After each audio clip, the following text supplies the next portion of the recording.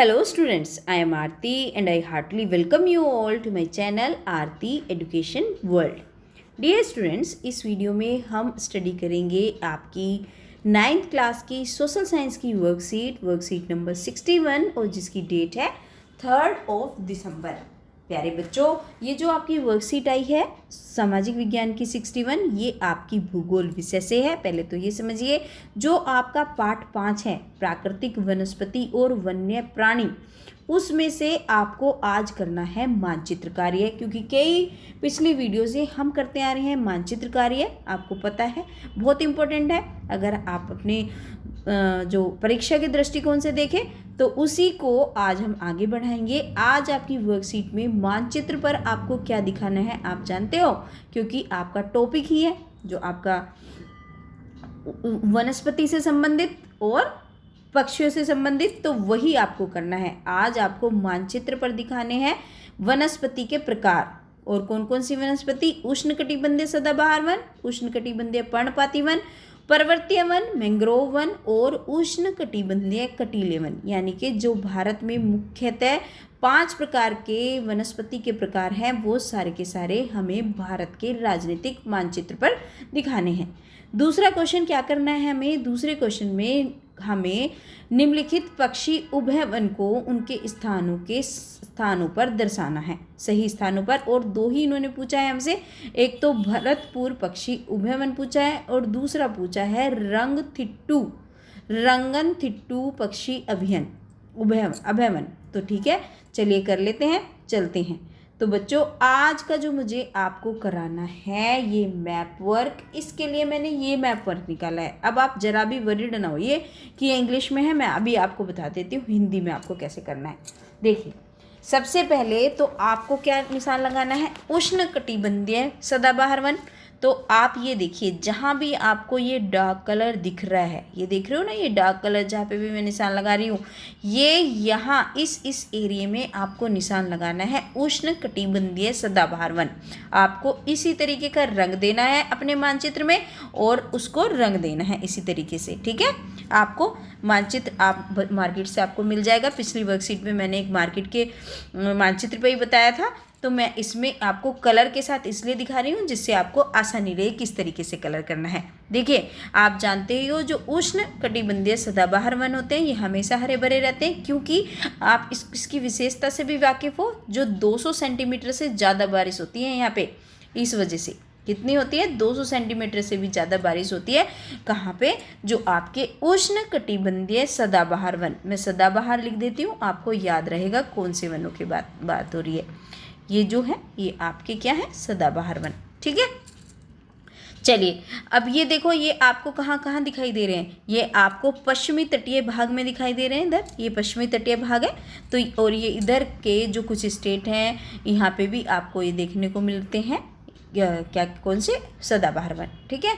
अब चलते हैं दूसरे, उसको निशान लगाते हैं। और दूसरे क्या लगाने हैं हमें? पर्णपाती वन, उष्णकटिबंधीय पर्णपाती वन। और पर्णपाती वन पता कौन से होते हैं? जो अपने पत्ते गिरा देते हैं। और भारत में सबसे ज़्यादा मात्रा में कौन से वन पाए जाते हैं? पर्णपाती। और जो पर्णपाती वन होते हैं बच्चों, आपको पता है इसमें 70 सेंटीमीटर से लेकर कितनी 200 सेंटीमीटर तक बारिश होती है। और ये जो आपको लाइट ग्रीन शेड दिख रहा है ना, यहाँ पे मैं कलर चेंज कर लेती हूँ, आपको कभी प्रॉब्लम हो मैं कलर चेंज कर लेती हूँ, सो दैट आपको पता रहे कि मैम ने कौन सा कलर यूज़ करा है, आपको कोई दिक्कत ना हो। तो ये जो आपको दिख रहे हैं, इसको मैं पिंक से लिख रही हूँ, ठीक है। मैं इसको पिंक से लिख देती हूँ, थोड़ा सा आपको डिस्क्रिमिनेशन, आप इनके में भेदभाव कर सको कि ये कौन सा है। पर्णपाती वन। तो ये जो आपका मेजर एरिया दिख रहा है जहाँ पे भी मैं पिंक का निशान लगा रही हूँ, इसमें तो सारे स्टेट आपके, जो आपका यूपी हो गया, दिल्ली में तो खैर वन है ही नहीं आपके, यूपी के कुछ हिस्सों में हैं, इधर आपके एमपी में भी हैं, बहुत सारे आपके जो स्टेट हैं इसमें कवर हो जाते हैं। और ये पर्णपाती वन फैले हुए हैं। भारत के सबसे ज़्यादा हिस्से में कौन से वन मिलते हैं? आपके पर्णपाती वन मिलते हैं। तो आप इस हिस्से में क्या कलर कर दोगे? इस हिस्से में जो ये आपको दिखाई दे रहा है, इस हिस्से में आप ये वाला कलर करना, जो इसके बेस में आपको दिख रहा है ना लाइट ग्रीन कलर, ये वाला कलर कर लेना, ठीक है। चलो तीसरे नंबर पे हमें निशान लगाना है पर्वतीय वन। तो इसके तो नाम से ही पता है, जहाँ पे भी भारत में पर्वत मिलते हैं ये पहाड़ी इलाके में मिलेंगे आपको। तो पर्वत कहाँ मिलते हैं? जम्मू कश्मीर में मिलते हैं। हाँ, जम्मू कश्मीर में मिलते हैं। और कहाँ मिलते हैं? आपके हिमाचल में भी मिलते हैं, जम्मू कश्मीर में भी मिलते हैं, और इधर भी जो आपके पहाड़ी एरिया है वहाँ सब पे क्या मिलेगा आपको? यहाँ पे आपको मिलेंगे पर्वतीय वन। ठीक है, तो ये आपके हो गए पर्वतीय वन। ठीक है, अच्छे से करना अपनी वर्कशीट में। अब देखो इससे ना लिखा नहीं जाता बच्चों ये ब्रश जो है। अब पर्वतीय वन निशान लगा दिए हमने तीसरे नंबर के, ये आपका तीसरे नंबर का है ना। ये आपका दूसरा था, और ये आपके जो डार्क ग्रीन वाले हैं ये पहले नंबर के हैं। 3 हो गए। अब चौथे हमें निशान लगाना है मैंग्रोव वन। मैंग्रोव वन कौन से होते हैं बच्चों? मैंग्रोव वन वो होते हैं जहाँ पे डेल्टा बनाती है, नर्मदा, कावेरी, कृष्णा, जहाँ पे भी जो नदियों के मुहाने होते हैं ना, जहाँ पे डेल्टा बनाते हैं, तो वहाँ पे वे मैंग्रोव वन पाए जाते हैं। देखो यहाँ पे दिखेंगे आपको, मैं कलर इसका फिर से चेंज कर लेती हूँ, आपको दिक्कत ना हो जिससे। देखिए अब ये देखिए बच्चों, ये आपके ये जो आपको दिख रहा है ना छोटा छोटा, ये छोटा छोटा ये जो ये वाला कलर है, जो ये वाला कलर जहाँ पे मैं निशान लगा रही हूँ, ये वाला कलर आपको यहाँ पे दिख रहा है, यहाँ पे दिख रहा है, यहाँ पे दिख रहा है। तो जहाँ पे भी आपको दिख रहा है ये आपके मैंग्रोव वन है ना। ये नदियाँ जहाँ डेल्टा बनाती है वहाँ पे आपको मैंग्रोव वन देखने को मिलेंगे। ठीक है, चलिए अब ये हो गए 4 प्रकार के वन हो गए हमारे। ये आपका चौथा प्रकार है जो ये वाला है आपका, तो ये आप यहाँ पे निशान लगा लेंगे।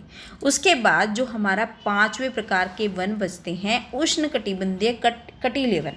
तो कटीले वन आपको पता ही है, जहाँ पे सबसे ज़्यादा गर्मी होती है तो पेड़ पौधे किस तरीके का रूप ले लेते हैं? पेड़ पौधे ले लेते हैं, कांटे निकल आते हैं उसमें। तो आप देखिए राजस्थान से जो भी टच होते हुए जो क्षेत्र हैं वहाँ पे कौन से वन पाए जाते हैं? कटीले वन पाए जाते हैं, है ना। इनको आप कांटेदार वन कह लो या फिर शुष्क वन कह लो, क्योंकि यहाँ पे जो बारिश होती है, यहाँ पे बारिश बहुत कम होती है ना। 60 डिग्री से भी कम होती है, 60 सेंटीमीटर से भी कम बारिश होती है। सबसे कम जो बारिश पाई जाती है इन वनों में पाई जाती है। यहाँ पे भी ये वन मिलते हैं आपको, कटीले कांटेदार वन या फिर आप कह लीजिए कटीले वन, और यहाँ पे भी मिलते हैं। तो आप इनमें इस तरीके का कलर कर लेंगे। ठीक है, आशा करती हूँ आपको समझ आ रहा होगा जो मैं समझा रही हूँ। ये आपके कटीले वन का क्षेत्र है, ये आप कटीले वन से इसको निशान लगाना।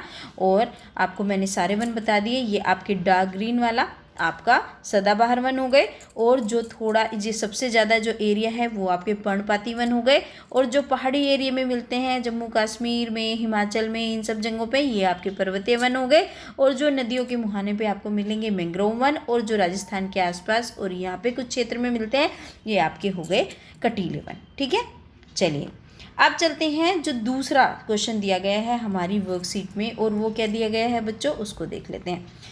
दूसरे क्वेश्चन में हमसे 2 अभयारण्य पूछे हैं। कौन कौन से पूछे हैं याद है आपको? चलो मैं बताती हूँ कौन कौन से। देखिए बच्चों, सबसे पहला तो हमें बताना है इसमें भरतपुर पक्षी अभयवन। और भरतपुर पक्षी अभयवन हमारा कहाँ पे पड़ता है? ये पड़ता है हमारे राजस्थान में। और राजस्थान में ये इस पार्ट की तरफ ही है जिधर आपका क्या है, जिधर आपका ये दिल्ली और यूपी इस वाले एरिया की तरफ पड़ता है। मेरा कहने का मतलब ये है कि इस तरफ नहीं है, ये यहाँ पे है। जो ये आपको केवला देव दिख रहा है ना, कि ये केवला देव में ही आपका कौन सा है? भरतपुर पक्षी अभयारण्य।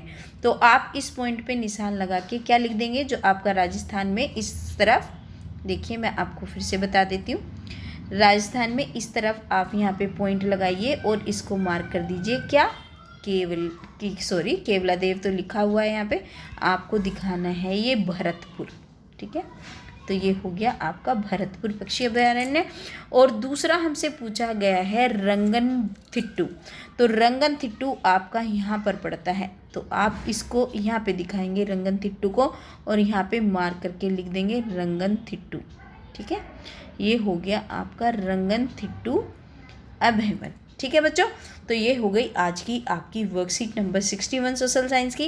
होपफुली आपको वीडियो से मदद मिली होगी। अगर बच्चों आपको वीडियो से मदद मिलती है तो वीडियो को लाइक करें, चैनल को सब्सक्राइब कर लें विद नोटिफिकेशन बेल, अपने दोस्तों के साथ शेयर भी करें जिससे वो भी अपनी वर्कशीट सोल्व करने के लिए इससे हेल्प ले सकें।